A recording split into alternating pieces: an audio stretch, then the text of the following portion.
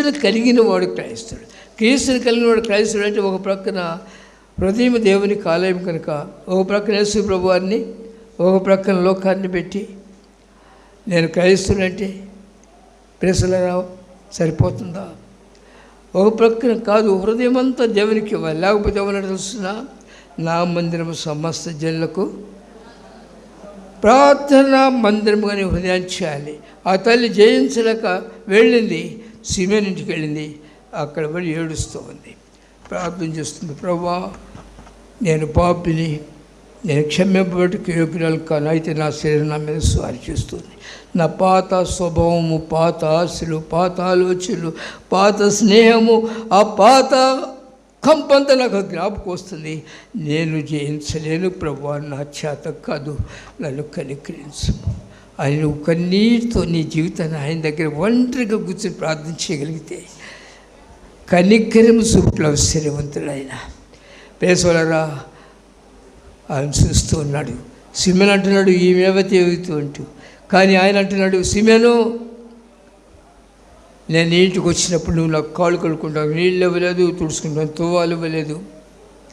అయితే ఈమెను చూస్తున్నావు, ఈమె ఆమె వచ్చిన దగ్గర నుంచి నా పాదములు ముద్దు పెట్టుకుంటుంది, కానీ నీటితో నా పాదములు కడిగినది, దాని తల వెంట్రుకలతో నా పాదములు తుడిచింది. ఈ విస్తారంగా ప్రేమించింది కనుక ఈ విస్తార పాపములు క్షమించినాను. నువ్వు ఎలాంటి వ్యక్తివైనా సరే నిన్ను క్షమించడానికి వచ్చిన ప్రభు మరణమునకు పాత్రాలు మనుషులందరూ రాళ్ళు పెట్టి కొట్టి చంపబడవలను. అయితే ప్రభు అంటున్నాడు, ఈ విస్తారమైన పాపములు క్షమించినాను, ఈమెను రక్షించినాను. కనుక సిమెన్ ఇంట్లో ఉన్న ప్రభు సిమెన్ ఇంట్లో ఉండలేదు. అక్కడి నుంచి ఆమె వెంట ఆ ఇంటికి వెళ్ళినాడు. ఏం జరిగింది? ప్రభుని ఇంట్లోకి వస్తే ఏం జరుగుతుంది? ఆరోగ్యం ఉంటుందా? అందులో నివసించేవాడు నాకు ఆరోగ్యం బాగులేదని అనడు. 33వ అధ్యాయం యెషయా గ్రంథం చివరి భాగంలో ఉంటుంది. చూడండి, అందులో నివసించేవాడు క్రీస్తులో నివసించగలిగితే ఆరోగ్యం ఉంటుందా? ఉండదా? ఎంత ఆరోగ్యం ఉంటుంది? ప్లీజ్ వల్ల దేనికి భయపడవలసిన పని లేదు. నాకు ఒకటే విశ్వాసం ఏంటంటే, నా దేవుడు నా మాట కాక మీ తల వెంట్రుకలో ఒక వెంట్రుక కూడా రాలిపోదన్నారు కనుక నేను దేవుళ్ళని విడిచిపెట్టాడు. నేను ఆయనకి ఇష్టడిగా ఉంటే కనుక ప్రేసలో నీ క్షేమకాలంలో నేను నీతో మాట్లాడుతాను, కానీ నా మాట నీ వినకపోతేవి. సమయం ఉండగానే దేవుని మాట వినాలి ప్రియసోదరుడా.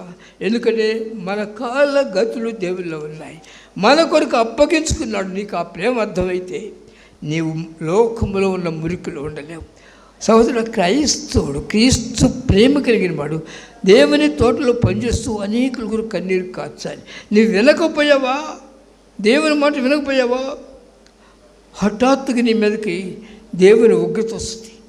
నేను పెందలక్కడ లేచి ప్రవక్తలైన సేవకులను పెందలక్కడ లేపి మీ వద్దకు పంపించి నేను మీతో మాట్లాడుతున్నాను. నా మాటలు మీరు వినకపోతే మీకు వాడుకైపోయిన. దేవుని సువార్త వింటున్న నా ప్రియ సోదరి సోదరుడా, దేవుని వాక్యమునకు లోబడి పాపములకు దూరంగా నువ్వు జీవించగలిగితే క్రీస్తు వారు నిన్ను జయశీలకు చేస్తాడు. నీ వెళ్ళి అక్కడికి వెళ్ళి ప్రార్థించాలి. ఎలిసిన తల్లి కన్నీరు కాచింది, ప్రార్థించింది. ప్రభు ఆమె ఇంటికి వెళ్ళినాడు. ఏం జరిగింది?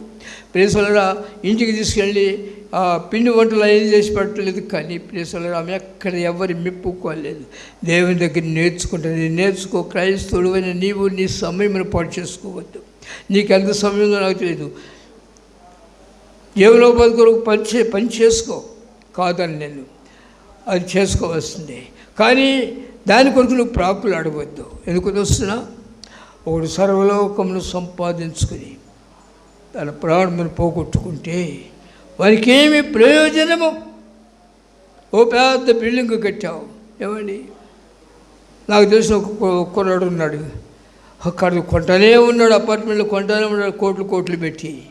నేను చెబుతున్నాను, ఇది నిన్ను మహిమలో చేర్చదు. మీరు మారుమనసు పొందాలి, రక్షింపబడాలి. ఇవేమి మీకు రావు. వస్తాయా? దేవుడు పిలిచాడు అనుకోండి, ఇప్పుడు ఇక్కడ పిలిచాడు అనుకోండి, ఎలా ఇక్కడ ఉంటానా? వెళ్ళిపోవాలా? ఏ అందరూ వదిలిపెట్టాలి, అన్నీ వదిలిపెట్టాలి. నోటి దగ్గరికి వచ్చిన భోజనం కూడా వదిలిపెట్టాలి, వాళ్ళు తెలుసునా. కానీ నీకు ఇవ్వబడిన సమయం పాటు చేసుకో. ఈ లోకంలో సంపాదన కొరకు నువ్వు జీవించి నీ ప్రాణాన్ని పోగొట్టుకోవద్దు. నువ్వు దేవునికి అప్పగించుకో. సంతుష్టి సహితమైన దైవభక్తి గొప్ప లాభ సాధకం. అంతేకాదు, కొంతమంది ఏం చేస్తారు, దేవుని విడిచిపెట్టి జీవిస్తూ ఉంటారు. ఏమండి, వడ్డీ వ్యాపారాలు, చీటీ పాటలు, ఏమేమి లంచాలు, ఇవన్నీ చేస్తూ ఉంటారు. కానీ దేవుని వాక్యం ఉందో తెలుసునా, నువ్వు దాని వెంట పరుగులెత్తితే అది రెక్కలు కట్టుకుని ఎగిరిపోతుంది. నీవు నా వెంట వస్తే అది నీ వెంట వచ్చును. వచ్చిందా రాలేదా? ఎవరంట వచ్చింది? దావీదు గొర్రెలు కాసుకునేవాడు, ఏమీ లేదు. రాజాయాడా ఏసేపు శ్రమలు పడ్డాడు దేవుని కొరకు, ఇరుకు మార్గం నడిచినాడు, అన్య జనాంగానికి రాజు అయినాడు, అనేక దేశంలో వారికి ఆహారము పంచిపెట్టగల ఓ దేవుని బిడ్డగా దేవుని చేతిలో పాత్రగా చేయబడినాడు. డానియల్, షడ్రక్, మెషక్, కాబట్టి మీరు ఎవరినైనా తీసుకోండి. అందుకని ఈ లోకము వారికి యోగ్యమైనది కాదు. హెబ్రీయులకు రాసిన పత్రిక 11వ అధ్యాయం చివరి భాగంలో, అట్టి వారికి ఈ లోకము యోగ్యమైనది కాదు.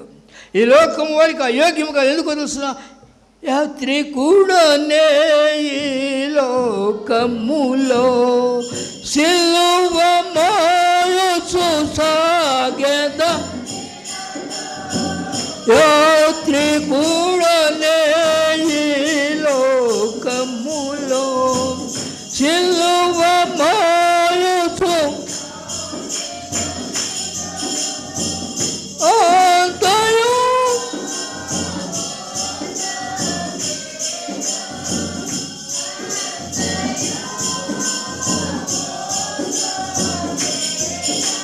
వ్యాపము సర్వమును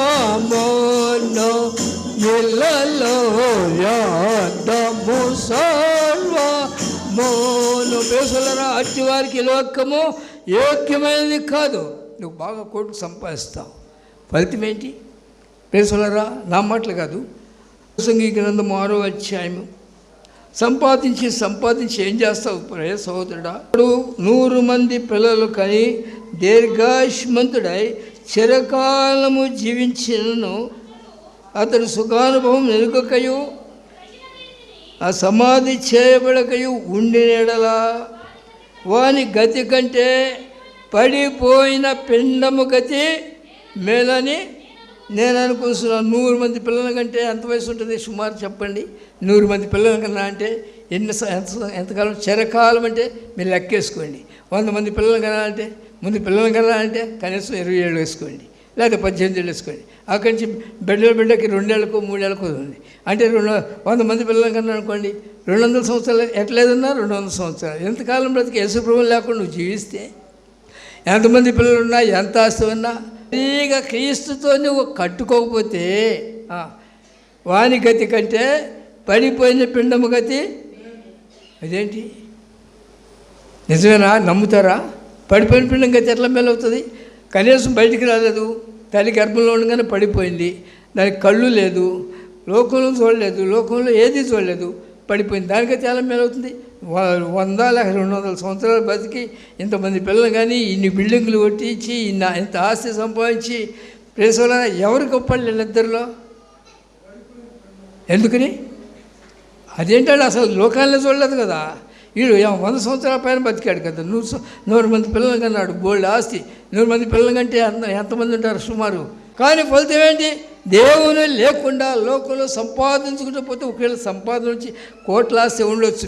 అయితే ఇక్కడ పడిపోయిన పిండం గత అంటే లోపల ఉంటుంది, కానీ దానికి లోకం తెలీదు, లోకంలో ఆస్తులు తెలియవు, లోకంలో పాపం తెలియదు. కనుక పడిపోగానే ఆ పిండము, ఆ చిన్న బిడ్డ పరలోకంలో దేవుని సన్నిధిలో పరిచయం చేస్తూ ఉంటాడు. వీడేం చేస్తాడు? నిన్ను బతికి నిత్య నరకులు ఆరని అగ్నిలో ఉంటాడు. లోకాన్ని ప్రేమించిన వాడు గుర్తుపెట్టుకో ప్రేసోదుడా, చెవి గలవాడు వినును కాక. చెవుంటే విను, నువ్వు ఇది నీది కాదు, దీని మీద నువ్వు ప్రాకాడవద్దు. నిన్ను ప్రభు ప్రేమించినాడు. దేవుడు లోకమునంతా ప్రేమించి ఆయన కుమారుని కొరకు రక్షకుడు పంపించాడు. విశ్వాసం ఉంచితే నువ్వు ఆయన సన్నిధిలో ప్రార్థన చేయగలిగితే, ఆయన నీతో ఉంటే ఎంత గొప్ప బాధ్యత తెలుస్తున్నా ప్రేసలరా. ఆ తల్లి ప్రార్థన చేస్తూ ఆయన ఆ ఇంటికి వస్తే పాదం దగ్గరికి కూర్చొని ప్రార్థన చేసి ఎంతమంది మీ జీవితంలో మీ గృహాల్లో వాక్య జ్ఞానంతో నింపబడుతున్నారు, ఎంతమంది ప్రార్థన చేస్తున్నారు, సమయమందును అసమయమందును దేవుని సన్నిధిలో కూర్చొని సంతోషించేవారు ఎంతమంది ఉన్నారు.